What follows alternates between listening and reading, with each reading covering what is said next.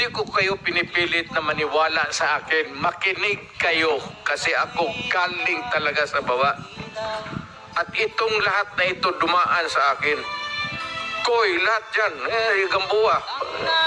Bato. Makinig kayo kasi makinabang ang bayan natin. Hindi ang yabang ko dito, ang bayan ang makinabang natin. Hindi ako nagyayabang, galit talaga ako na druga. Kasi sinisira nila ang bayan ko.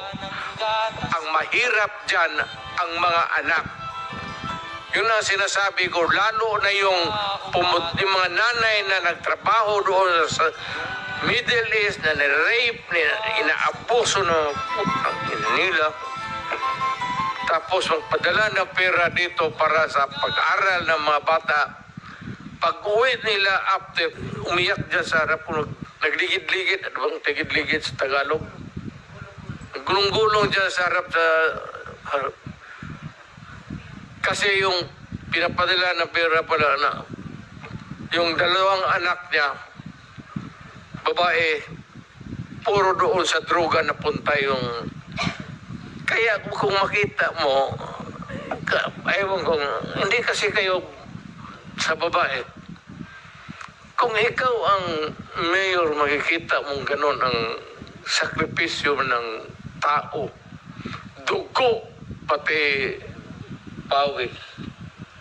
Tapos ganon lang ang mangyari sa kanya. Ako ang nakikinig sa istorya dito. Ako yung mayor. Ako yung nagsasabi, I will protect the city. Ano? Putang, pagka-hipokrito ko naman. Huwag na lang akong mag-mayor kung wala akong gawin. Kaya ang naman sinabi ko, stop o patayin kita. Total, akin lang naman to. Allow me because yun ba talaga ang totoo? Ang ganap ko, huminto kayo, papatayin ko kayo. O, putang ina ninyo. Yan ang totoo. Bitawan na natin. Total... Congress or wherever,